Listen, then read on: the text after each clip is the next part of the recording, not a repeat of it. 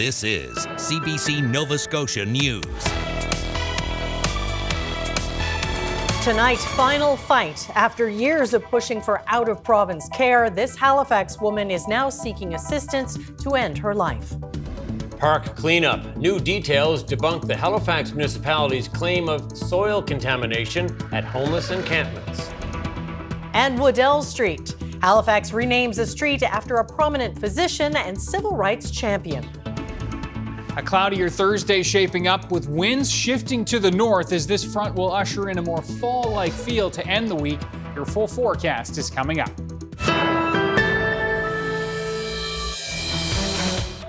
Good evening. A Halifax woman in her 40s has applied for medical assistance in dying, also known as MAID.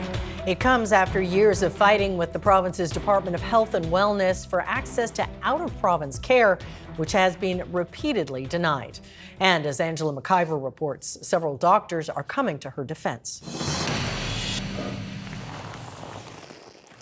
Jennifer Brady spends at least 5 hours every day wearing this inflatable suit. It's called the lymphopress, and the goal is to get the fluid in her legs moving. The 46-year-old has lymphedema. It's a lifelong, incurable condition that causes fluid buildup and can result in painful swelling, increased risk of blood infection, and cellulitis. Brady's symptoms are severe. It's brought on untreatable depression because medications cause further swelling.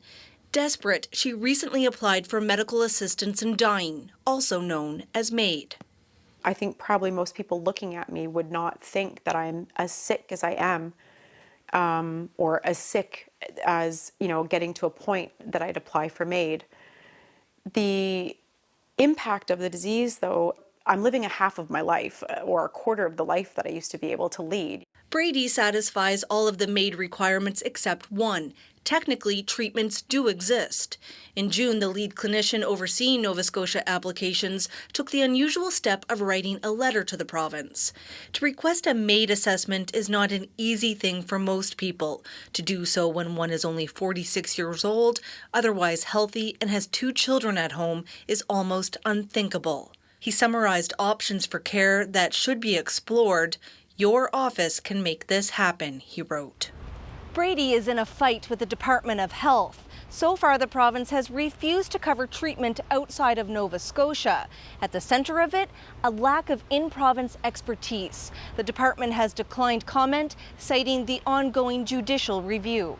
And in this case, my client has been given the runaround and given contradictory information, is unable to know what tests she has to meet, is unable to know what she has to do to get the care that is absolutely medically required for her.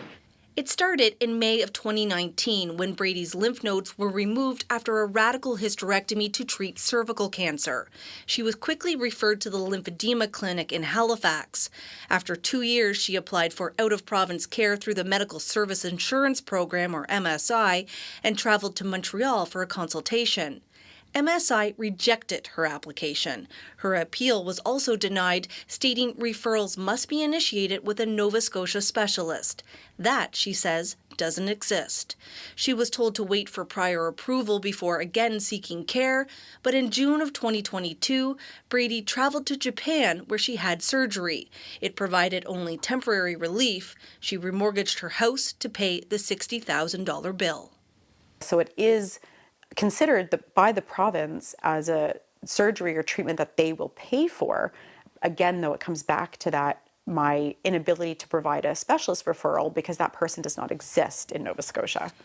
In February of 2023, legislation changed to allow for a minister's discretion for out-of-province care, meaning the clinicians Brady thought she could use the first time around could now qualify. When Brady asked if the new rules will apply to her case retroactively, she was told no. My experience has been just utterly demoralizing. A decision in the court case is expected this fall. Brady recently applied for another round of surgery out of province and was also denied. Angela McIver, CBC News, Halifax.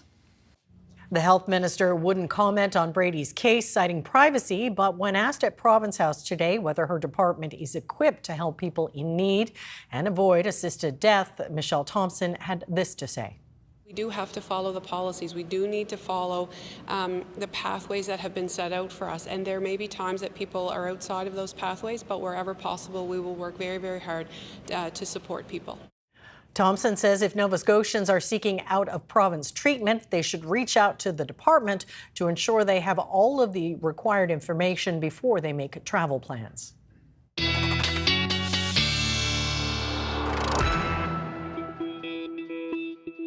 And Ryan Snoddon with us now to talk weather. Wow, it was like the middle of July out there today. Yeah, another midsummer day in mid-September. Safe to say, this is the last day we're going to see like this for a long time. So, yeah, soak it up if this is your thing. Widespread high 20s, couple of 30s in a few backyards. And again, the humidity making it feel more like 30 to 35 this afternoon. So just incredible heat for this time of year. And yeah, lots of records broken at weather stations across the province today. What we're looking at moving forward is, things to cloud up. We've got a system approaching from the south. That's going to throw a chance of showers into the south and west, and this frontal boundary approaching from the north. That's going to shift the winds to north for Cape Breton and the North Shore as we work our way into tomorrow afternoon. Also bringing a chance for some isolated showers there. And so, temperatures are going to be a little bit cooler in the northeast with that risk of a shower. And then that front will sink southward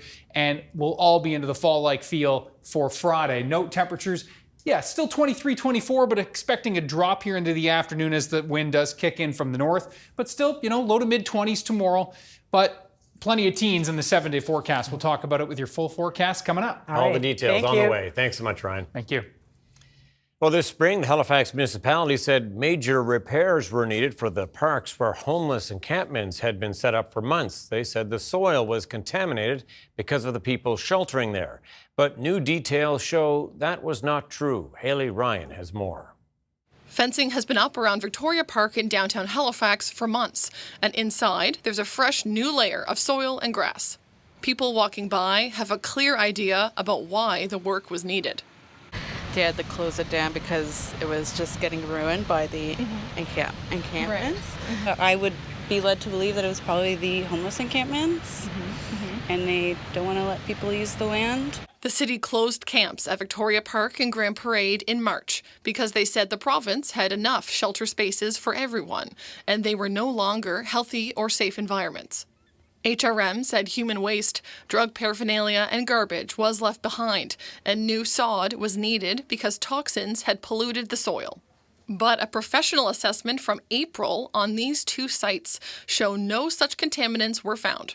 The engineer did not identify any impacts at the park attributable to the former tent encampment. It was false, it was wrong, and they didn't correct it. David Walbridge, who works near Victoria Park, repeatedly asked the city for why the work was needed. He was finally sent the soil report last week after filing a Freedom of Information request. And so it feels like the public wasn't told the truth. We weren't told the truth. And unfortunately, it really seems like that had the effect of perpetuating a stereotype that the people who were homeless, who had to take shelter here, were somehow dirty or contaminated the area. The report did find higher levels of elements like arsenic, lead, and manganese in the soil, but it says these are very common throughout the peninsula. The municipality told CBC that park staff decided to cap both sites with new soil and sod because of contaminants unrelated to the encampment. They did the same with Nick Marr Park, where there was a non-designated site, but they did not test there. This all cost about $230,000. Walbridge says funding for some cleanup is expected. But if they are going to spend upwards of almost $250,000, they should have a good reason to do that. They should have a reason to be able to justify that to the public, spending that kind of public money on work, and they should be honest to the public about it. And they weren't. Other residents agreed. If it's not impacting the soil, then they probably should have left it and spent that money elsewhere. They just wanted to make it seem like they did the right thing, I think, by putting all this work into it, make it look like they're helping things, but it feels like a facade. Grand Parade has reopened, but the city would not give any timelines for when Victoria Park or Marr Park can be used by the public again. Haley Ryan, CBC News, Halifax. A Halifax area renter says the city is becoming increasingly unaffordable for young people. Chrissy Harper says they're moving back to New Brunswick because their landlord would not renew their fixed-term lease, and there's nothing else available within their budget. I have a life here, like I have friends and people that I genuinely consider family here. And it's also nerve-wracking for those friends because a lot of them are renters. The NDP is calling on the Houston government to tie the province's rent cap to apartment units so landlords can't use fixed-term leases as a means of evicting tenants in order to raise the rent for a new tenant. Today, the party introduced several pieces of housing-related legislation. Nova Scotia's Minister of Community Services has revealed where the rest of the tiny shelters for the homeless will be placed in the province. Brendan Maguire says there will be a second Dartmouth location and one in Clayton Park. The province bought 200 tiny fiberglass shelters from a company called Pallet last year. The new Dartmouth location on Bancroft Lane was recently designated as a homeless encampment by the municipality. Maguire says the province offered up the tiny shelters and Halifax chose the site. We provide the transitional homes and we provide the wraparound services, and we've asked all municipalities across Nova Scotia if they want this. CBRM did it, Kentville did it, to provide the land. There was a process, and in the end, HRM and either through the CAO or through a vote would have determined that this was the best spot for them, and they would have brought this forward as the best spot. The other locations already up and running are in Lower Sackville, Kentville, Atlantic Street in Dartmouth, and Sydney. The commercial tenants inside the historic properties on the Halifax waterfront say they're having a hard time getting an answer from their landlord about whether they need to vacate. The Armour Group is planning renovations to the building, and tenants say they were told to be out by the end of September. But as Preston Mulligan reports, that date has been pushed back a full year. The plan is to rebuild the sewage system here at historic properties, new signage, landscaping, and lighting. Some of the tenants inside the mall here say they were told they'd have to move out to make room for the renos. Others thought they could stay. We were told that we could stay even throughout the renovations, but many people weren't told that. There has been quite a lack of communication between the Armour Group and the companies here in the mall. Managers here at Caldwell say without any clear direction about what was happening, they were preparing for the worst and looking for a new space. Definitely caused a lot of stress for us tenants. I mean, the unknown doesn't make us feel good as a small business. I mean, we have a lot of people that rely on us in terms of employees and suppliers. So in that sense, it's difficult. How do you make decisions if you don't know where you're going to be in the next month?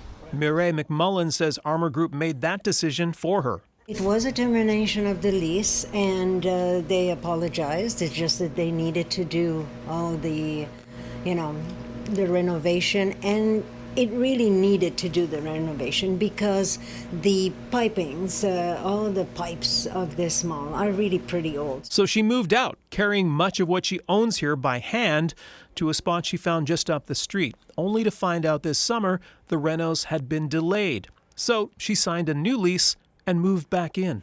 And next time I'm not going to look for another place. I'm just going to stay to the very end until they kick me out. So the bottom line is no one ever had to leave in the first place? Nope. Essentially, no.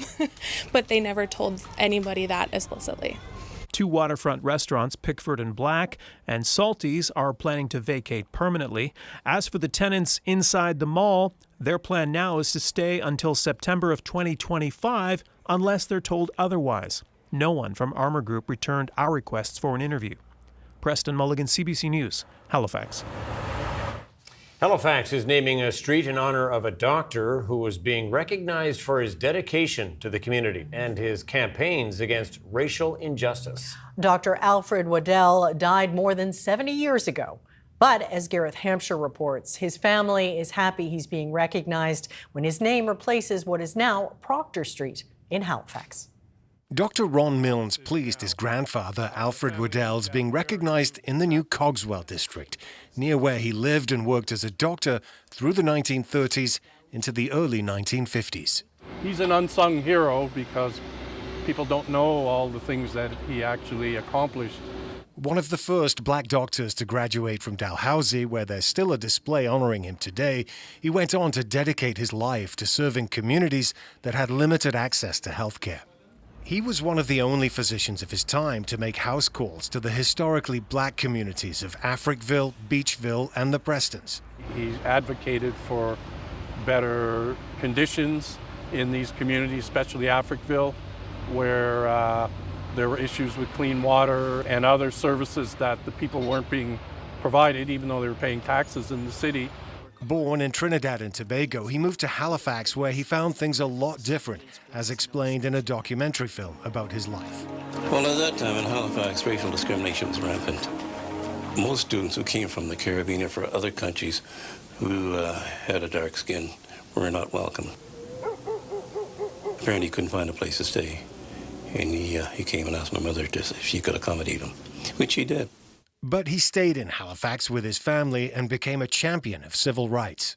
He was humble, but he was fearless. He wasn't afraid to take on the powers that be and to advocate for people and for those, less fortunate in society.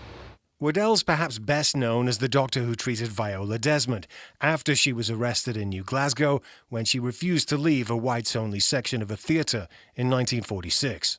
And after she was beaten up and thrown in jail, she came to him. He treated her injuries, but he was very upset about what had happened to her. His compassion and sense of justice inspired the writer and director of the 2001 documentary film Before His Time.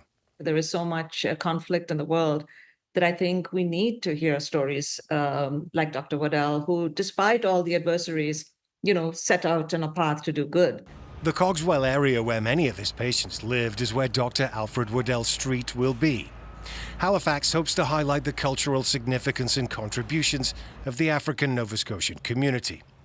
Waddell's daughter, Winifred, who was shown in the documentary and is now 98, is pleased to see it's finally happening, while his grandson is also continuing his legacy.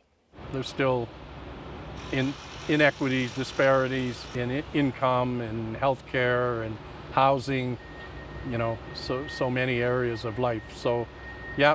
It's still a battle going on, no doubt about it. Gareth Hampshire, CBC News, Halifax.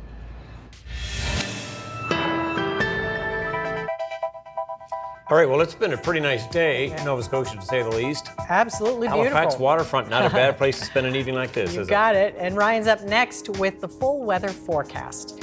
We'll see you back here in just a few minutes.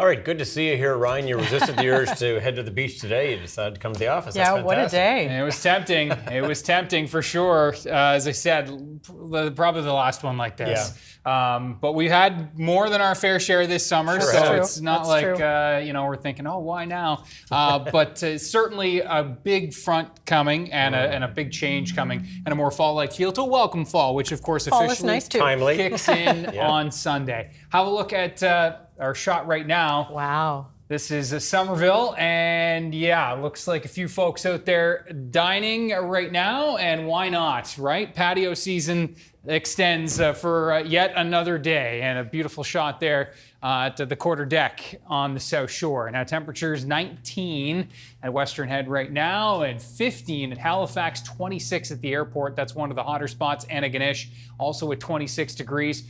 Just a terrific evening, and again, the humidity adding to that summer feel. We typically don't see dew points like this unless we've got a big old rain system coming through with some tropical air. And so a big bonus to have a day like this time of year, and really that last gasp of midsummer feel. Anyway, humidex values you can see ranging right now between 28 and 32 in quite a few spots, a little cooler, as we said, in those onshore winds towards the Tri-County area. The winds not too gusty today either, which has, again, been adding to that really nice feel and a really nice evening. So get out and enjoy. We do have that cloud cover starting to fan its way up into the region. Low pressure system blocked to the south is still spinning there, and that is going to be rolling its way up and at least trying to edge into our region, but really won't have a lot of luck doing so, as you will see in just a moment. Out west, big cool down, certainly back into BC, although bumping up today in Alberta and into Saskatchewan, but the warmest of temps certainly here across the Great Lakes. And as we work our way through the next couple of days, here's how things are going to play out. We'll start with tonight. Chance of a shower in Yarmouth and down towards Shelburne. Pretty quiet through central areas, and an isolated risk of a shower in Cape Breton for this evening into the overnight, as well as we will watch the timeline there. Again, late evening into the overnight, this little cluster that's going to work its way over Newfoundland. There could even be a rumble of thunder with that for you folks on the island. Looks like it's done by tomorrow morning, and tomorrow, for the most part, we're going to be seeing the clouds a little on the dominant side. Now, note the timeline here. So there's lunchtime, a couple of showers edging up Yarmouth and Shelburne yet again from that system trying to approach to the south. Doesn't look like it'll make its way much further north than that. Into the afternoon, the winds are going to shift to northerly, and so we will see that temperature dropping along the Northumberland shore and Cape Breton late afternoon into the evening as that front does sail through. The rest of us will see that wind shift through tomorrow evening. You can see, though, temperatures will still get up to around 21 to 25 degrees across the island tomorrow before that wind shift, bumping temperatures back down to the teens by supper time. You can see into the Northumberland shore region, we're going to be looking at temperatures fairly mild here as well. 22 to 24, 25 degrees before that wind shift tomorrow afternoon. And looking at temperatures in and around the metro area, 23 to 25, and a similar story for areas in the west. The winds are going to be really light here, so we're going to be seeing an onshore wind pretty much all across the western half of the province for tomorrow. Note the winds. Easterly for Friday. So yeah, we're going to be watching those temps to be coolest right along the Atlantic coastline. Will be warmest further inland towards places like Truro. And that cloud is definitely going to dominate on Friday. There's the front sinking south. And you can see we've just got this precipitation kind of just off to the south. So we will see at least the potential for some of those showers and periods of drizzle blowing in on shore. We'll be looking at the clouds to be fairly dominant on Friday. Saturday and even Sunday is going to be an interesting setup. We got this high to the north, we got the low to the south, and we're kind of sandwiched in between. And the forecast models have been having a tough time figuring out just how much sun is going to be filtering in. And so, yeah, it looks like at this point, Saturday is going to be a variable cloud type day, though some solid sunny periods expected at times. And then Sunday, a greater chance for some showers into the mix and a bit of drizzle as well, with temperatures cooler with a little more dominant northeasterly flow. And we'll kind of ride the teens into next week as we kick off fall. Tom and Amy. Mm-hmm. There you go. It's not all bad, is it? It's not too bad. All right, thanks so much, Ryan. Thanks, Ryan. Thank you. Coming up, Hezbollah blames Israel for exploding devices across Lebanon and Syria, killing at least 14 people. And a prisoner advocacy group calls on Nova Scotia to launch independent reviews of its jails. That's our Newsmaker interview coming up after the break.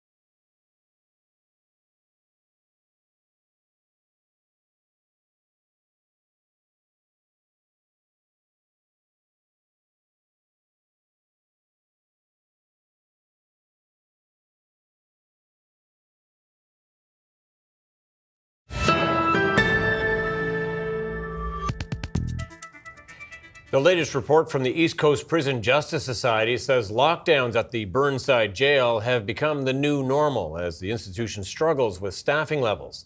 The report suggests this has had a detrimental effect on the mental and physical health of inmates. Laura Beach was on the visiting committee to Nova Scotia jails and is the lead author of this report. Thank you so much for coming in. You're welcome. Thanks for having me. This year's report notes that is dedicated rather to 6 people who have died in custody since January of 2023. That to some may seem like a shocking number. Did it surprise you? Not only surprised, but we are absolutely heartbroken. It is terrible when somebody dies in custody, and particularly when someone dies of suicide and of medical complications that could have been treated. Of course, I can't speak fully to that. There is an inquiry ongoing. What does that number suggest to you? Well, that's somebody that's dying once every 3.5 months in Nova Scotia jails. And based on the calls that we've received, so we documented almost 800 calls from folks who are incarcerated in provincial prisons in Nova Scotia in the year reporting period from from September 1st, 2022 to August 31st, 2023. And of those calls, 15% relate to institutional lockdowns. 7.5% relate to forms of segregation, administrative, disciplinary, and healthcare segregation. So it's really notable that twice as many calls received were regarding institutional lockdown. So that's a form of in-cell confinement that's applied either unit-wide or facility-wide. And the experience of confinement during institutional lockdown is inhumane. We received reports of prisoners who were in their cells upwards of 60 to 90 hours. One prisoner that we spoke to reported not having clean clothes for 14 days. And of course, it impacts access to legal representation. It impacts access to timely health care, health treatment. It impacts the timeliness of medication administration. And it also negatively impacts recreation time and other forms of meaningful activity. So what we're hearing from folks is that the overuse or the reliance on institutional lockdown as a way of addressing short staffing as a response to overdoses or security incidents is really leading to both physical and psychological degradation. The province does say that it is making some attempts and working hard to try and bring those staffing levels closer to where they should be in an effort to, at least in part, reduce lockdowns. Does that offer you or anyone any solace, do you think? Yeah, we have been heartened to hear that more staff have been hired. There were staff hired this past February, March, and prisoners who phoned in recently over the summer let us know that new staff had started in Burnside in June. Nevertheless, we continued to receive calls from folks over the past quarter, over the summer, telling us that they're locked down because of short staffing. And of course, all of these knock-on effects, lack of access. And there's a compounded uncertainty there as well for folks. The vast majority, over 70% for 2022-2023, of incarcerated people in Nova Scotia jails have yet to be found guilty. They're on remand, they're remanded to pretrial custody. So there's the uncertainty of when will I be sentenced? Will I be found innocent or guilty? What will my sentencing look like? When am I going to get out of this cell? When is lockdown going to end? When will I have access to a doctor? When will I get my meds? And this compounded uncertainty leads to frustration. It leads to tensions between prisoners and staff, both correctional and medical. It's really an awful situation all around. The report also highlights the percentage of Indigenous people of the general jail population that are there, and their access to some of their spiritual needs or access to spiritual ceremonies and so on. What did you find in regard to that in the report? What we've heard overwhelmingly is that there is no access to Indigenous ceremony. Smudging, there's access 3 days a week, Monday, Wednesday, Friday mornings, and that is it. Smudging should be accessible every day for Indigenous prisoners. There is little to no contact with community recognized elders.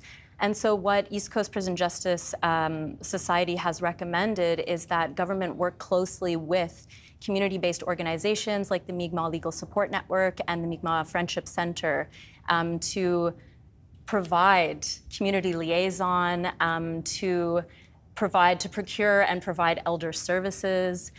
We also heard reports from Indigenous prisoners that a female Christian chaplain was handling the sacred medicines. So the medicines, from what prisoners are telling us, are not being handled with proper protocol.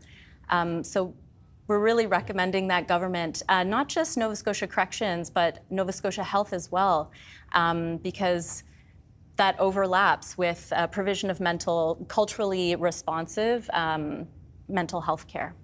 We'll have to leave it there. Laura Beach, appreciate you shining a light on this. Thank you. Thanks very much.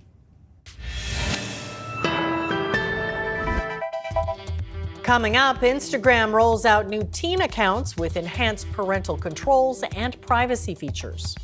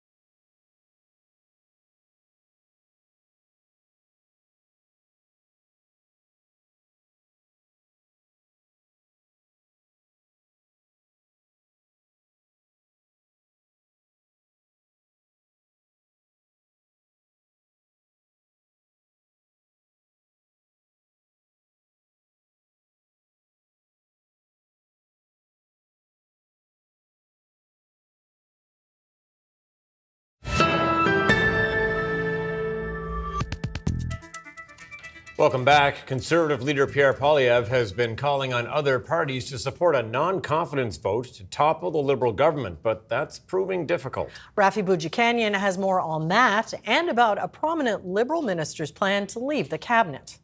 The Honourable Leader of the Opposition. Conservative leader Pierre Poilievre taunting other opposition parties over support for Prime Minister Trudeau's Liberals. Why won't the NDP stand up when it counts so that we can end this costly coalition? Adapting his message for Quebec, where the Bloc Québécois is a major player. Le Bloc va voter pour garder au pouvoir. The Bloc is going to keep the costliest and most centralizing Prime Minister in history in power, he said. We see that the leader of the opposition enjoys his political games, enjoys chasing after his own political interess. At issue, this Conservative motion the House will vote on next week. The House has no confidence in the Prime Minister and the government. Poilievre trying to isolate the Liberals after the NDP recently left a formal confidence and supply agreement with the government and a by-election loss for the Liberals in a traditional Liberal stronghold in Montreal. Donc la réponse, c'est non. The Bloc says it won't side with the Conservatives, but wants concessions from Trudeau in return.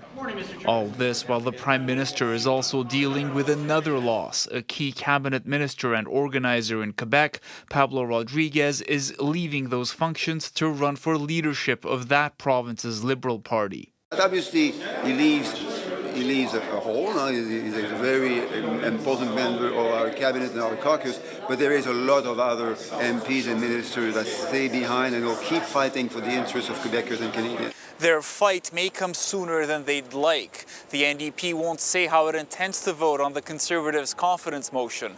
To survive, the Liberals only need the support of a single opposition party. But as of now, the next general election is just over a year away, and there is no telling how the government will manage that balancing act over the next several months.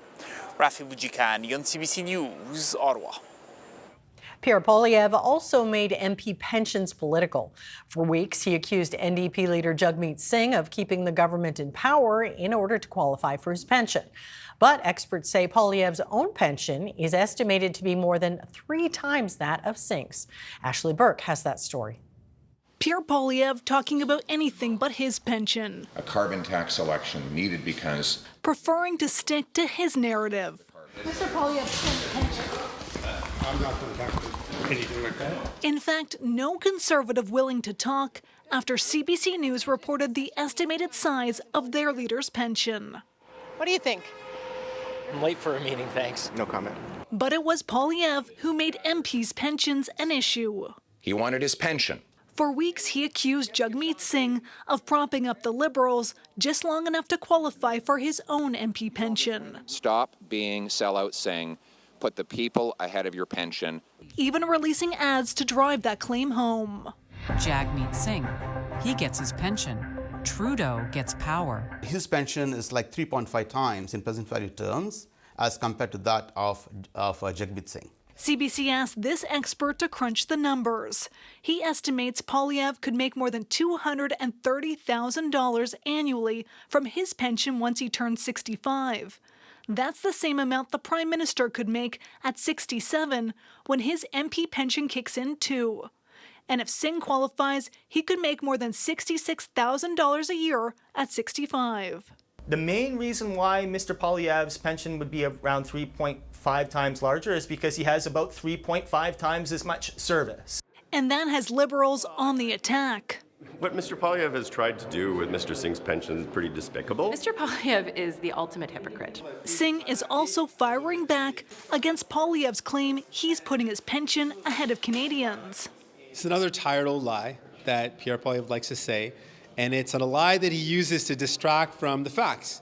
A Conservative spokesperson said that Poilievre voted to cut politicians' pensions when he was a member of Stephen Harper's government, and said that Poilievre and Singh's situations are different, claiming that unlike Singh, Poilievre has never tried to keep the government in power to qualify or grow his pension. Singh says he hasn't either. Ashley Burke, CBC News, Ottawa.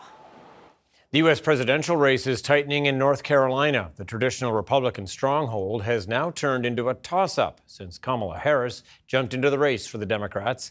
Katie Simpson explains how the state could play a key role in who wins the White House. Welcome to battleground North Carolina. When it comes to the presidential race, this is expected to be one of the closest contests in the country.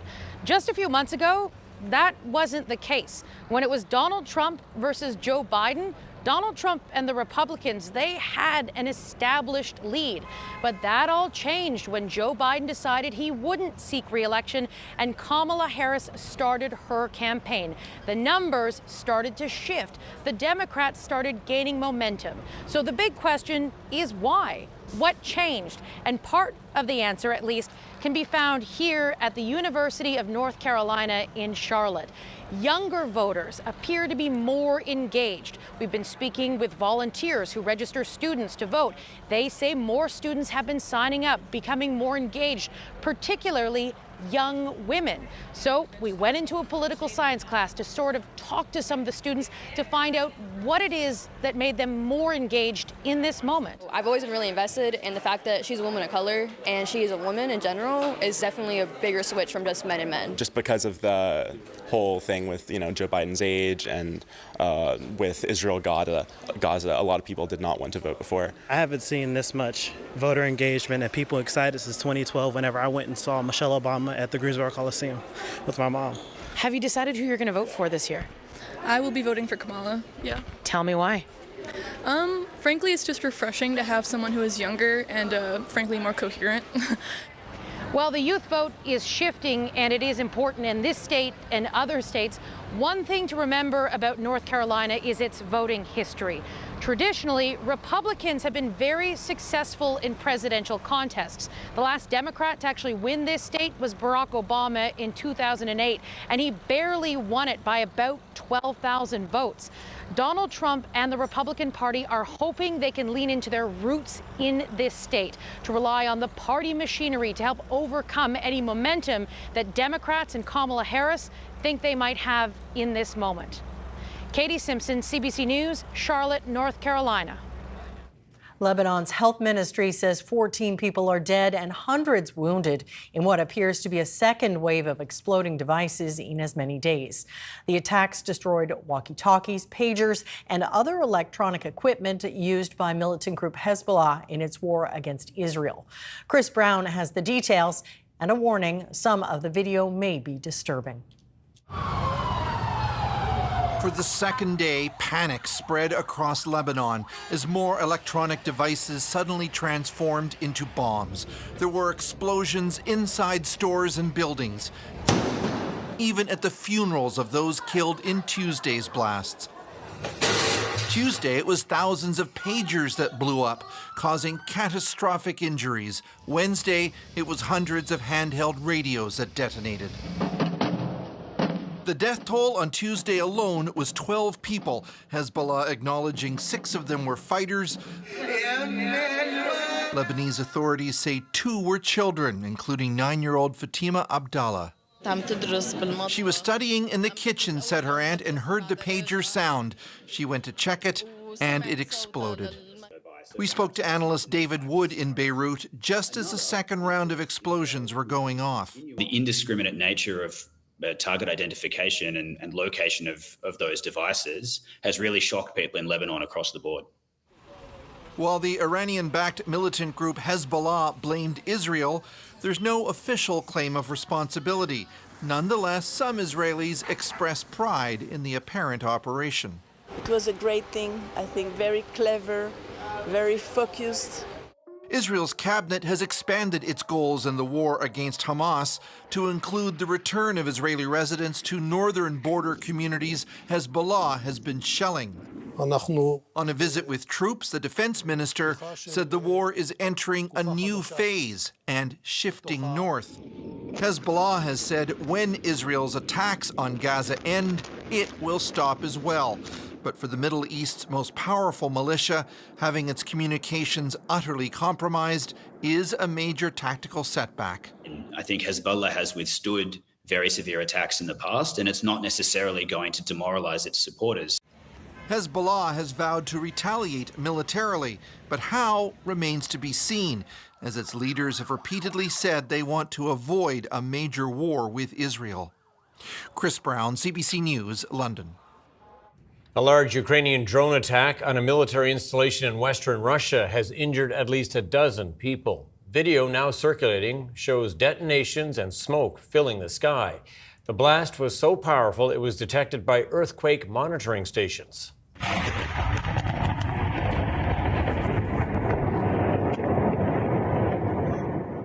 The arms depot is thought to house fuel tanks as well as weapons such as artillery shells, ballistic missiles, and explosives. Russian officials issued a partial evacuation order for the area early today. Ukraine has ramped up its attacks on Russia territory. In the past few months, it has launched a large-scale drone campaign targeting Russian oil refineries, power plants, airfields, and military factories. Social media giant Meta is revamping the way Instagram works for teens, promising a safer experience for young users with enhanced parental controls. Lisa Shing looks at the changes and why some experts say they fall short. Lunchtime at this Toronto high school means a chance to scroll. Are you on Instagram? Yes, I am. Me personally, I already have my profile set to private. But now teens on Instagram will see some big changes. Introducing Instagram teen accounts. Automatic protections for teens. Now in Canada, the US, UK, and Australia, and later this year in the European Union, anyone under 18 with a new or existing account will by default have their account set to private. Teens can only receive private messages from people they follow. Sensitive content like videos of fighting or those promoting cosmetic procedures will be limited, and anyone under 16 will need a parent's permission to change their settings. It's concerning that they think it's okay to pick and choose what teens are allowed to see. I think they're already aware enough to know what they should and shouldn't do online. So it won't make a difference, these new rules? No, they won't. 16-year-olds will probably find a way to go around the system.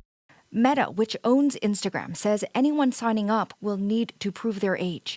The changes come as the company faces lawsuits from several U.S. states and some Ontario school boards. Parents like Carrie Holland welcome any extra help. We have a rule in place that they're not allowed to have public social media. So having the extra backup of, hey guys, it's not me, it's Meta, I'm down to have an extra good cop, bad cop. While some say it's a positive step, critics are calling out the company for putting the onus on parents to police their children. Parents with lower rates of media literacy are going to be the ones whose children continue to be the most vulnerable. Ottawa has introduced a bill aimed at reducing exposure to harmful online content. The U.S. has done the same, a move many say is long overdue in protecting children and holding big companies accountable. Lisa Shing, CBC News, Toronto. Canada's main stock index slipped today, while U.S. stock markets also posted small losses after the U.S. Federal Reserve announced a highly anticipated cut to its key interest rate. Here's a look at how they did today as we head to break.